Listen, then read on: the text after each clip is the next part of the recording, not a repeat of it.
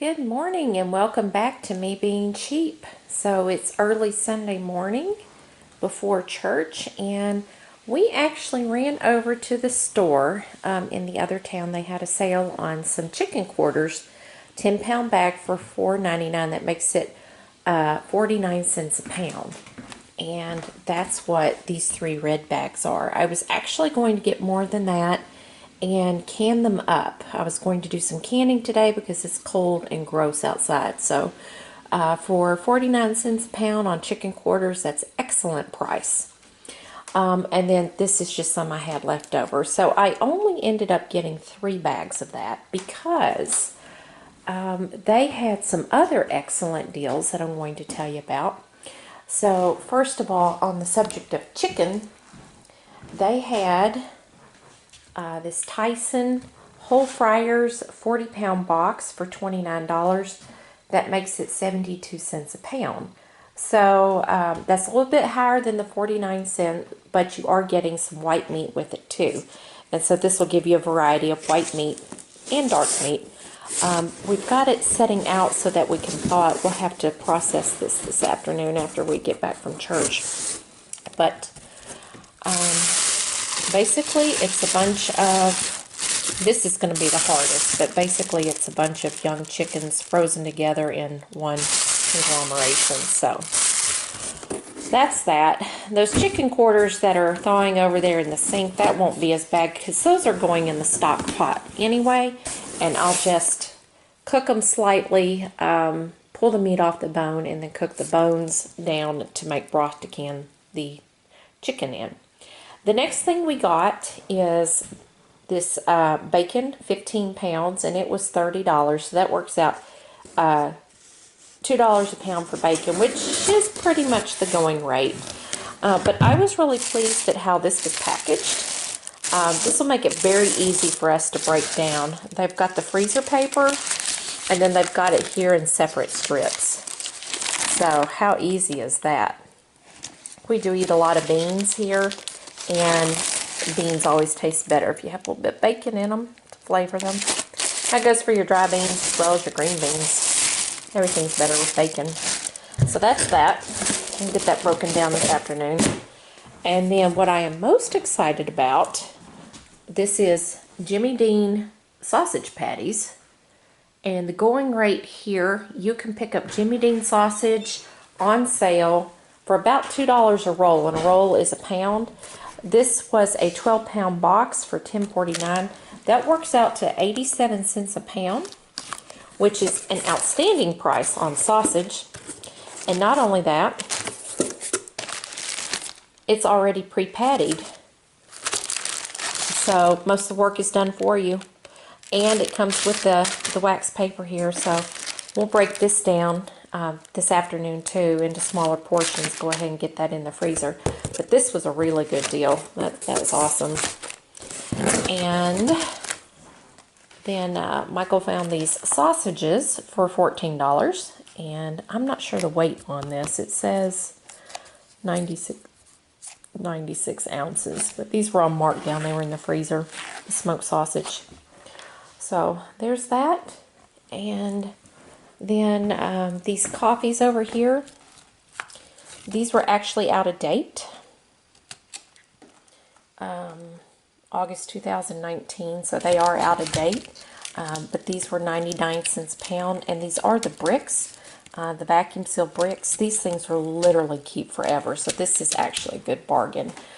And yeah, that's it. So we are going to be busy this afternoon cooking down chicken thighs and quarters and getting those canned up, and then breaking down those other meat packages as well. All right, thanks for watching. We'll check back in with you later today. Welcome back. We have this box of chickens thawing out. I think there's about 12 of them in here. They are small. They're about the size of a rotisserie chicken. On the sausage, we use the vacuum chamber, which is one of my favorite items. And it put them in these nice little packages like this. And we actually got 7 packs of 12, plus an additional 7 from this box. And we cooked 6 over here that we are getting ready to eat. And then in this pot, I have about 35 pounds of chicken quarters cooking. And I'm going to cook these just a little bit, not all the way, but enough to get the chicken meat to come off the bone. And then I will get my roaster out and put the bones and the fat in there and a little bit of water and make some stock.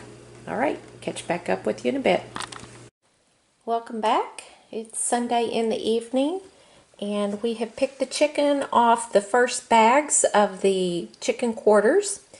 And we actually decided that these over here in the box were kind of too little to split those up. So we're going to freeze these guys whole. We might split them in half and freeze them in half. So we actually went back to the store and got more chicken quarters, and you can see they're steaming right now. They're pre-cooked. We'll pull the chicken off the meat, put the meat in there, and then in here we've got the broth cooking. It's the bones, the juice, there's some celery, carrots, and onions. And this isn't all the chicken.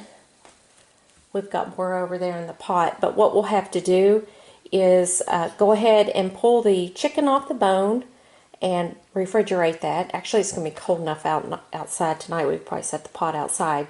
And then the stock, after we finish cooking it down, we'll also let it chill, and then we will scoop, ooh, that steamed it up, scoop the fat off of the top, and then we'll use the broth when we do the canning. So I won't be canning any chicken tonight. That'll probably be an activity for tomorrow night. All right, thanks for watching. All right, welcome back. Ooh, I'll try not to fall. It's slick out here. Okay, so here's a tip for those of you running low on fridge space. You can do this when it's cold outside like this. But I have this pot full of chicken, and it's plenty cold. I'll be canning that up later today. I'm on my lunch break right now. So we did get some bad weather last night. Wouldn't say too bad, but took Michael extra time to get to work today. He said he can only drive about 40 miles an hour. So I have one big old pot of chicken stock that simmered a lot last night, and then earlier this morning I have fished out most of the bones and the veggie scraps. And yes, this will get fed to the chickens. I know that's a little sad. The bones, they will still be in the dirt. They eventually decompose, but hey, it is what it is. I suppose after a while you could rake them up and, I don't know, put them in the fire pit. They usually just stay there. They just kind of get worked in, and chickens scratch around. So I've got this big old pot, and I've got to let it cool because there is a nice layer of fat on the top of that, and I will scoop that off. I won't can the fat from the chicken broth. I won't can that in the chicken. It'll make the jars gross, and too much oil kind of makes it hard for the jars to seal. So that's got to chill. And if it takes its own sweet time, I might actually set this outside on the porch. And then I've got the same amount, probably a little bit less over here in this roaster. And it also has, it's actually got a little bit more of the veggies. So I'll probably mix these two broths together. I will can all that chicken that you saw out in the truck with chicken broth, and then the extra chicken broth, I will can that as well. So it is yucky outside. I got to get back to work, but this is probably what I'll be working on this evening once I get off the clock. All right, thanks for watching. Good morning, welcome back. It is early Tuesday morning, and this canning chicken, it is a multi-day process. So I just pulled these chickens out of the canner, and as you can see, they still make boiling. I don't know if you'd say they're really boiling or not. I guess due to the pressure they are. I just pulled these out of the pressure canners, and I did have one that blew their top. It's still good. Meat down in there. I'll just put that in the fridge and use it up soon. So these jars are quite dirty. That usually happens when you can meat. So you will have to use a little extra dishwashing detergent and give these jars a good scrub before you put them away in your shelf. So I do have an All-American canner, which holds 14 quarts, and I do have this Old National, and it holds 7. And if you watched one of my earlier videos, you know I got this for free. I did end up replacing the gauge. I had that tested and it wasn't reading properly. So that's that. And while these were canning, because you had to can these for like 90 minutes, it's not a super quick process.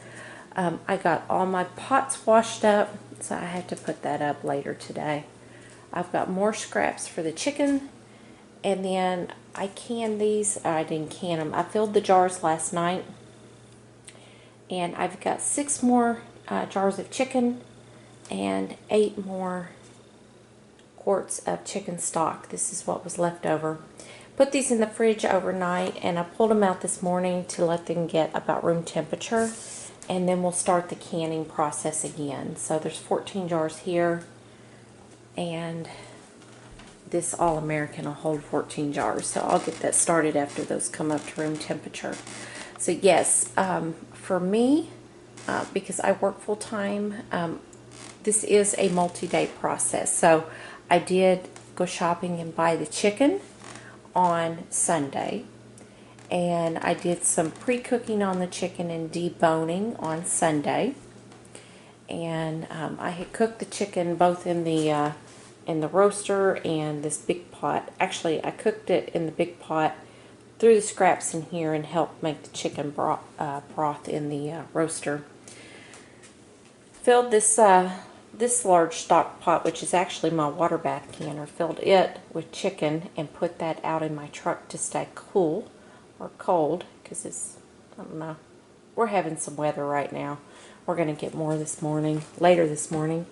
So anyhow, filled this with the chicken, and then so yesterday when I got off of work, I started filling jars, and of course I had to finish filtering out the broth, and that's one of the most time consuming, because you have to get all these little pieces out, and then you have to scoop the fat off. So I don't know if you can see down there, a lot of that is fat. So chickens will eat good today. However, with the snow and the cold weather, they were mostly staying in their chicken house when I went out there to give them another bowl of scraps. So anyway, when you can, you just let these set for a while. I'm probably not going to move these, with the exception of the one that blew its lid. Probably not going to touch these for about 24 hours, so they'll sit here on the counter. And then again, I'll have to wash them up. And I might stack them a little bit. Well, actually I won't, because I'll have to have room for 14.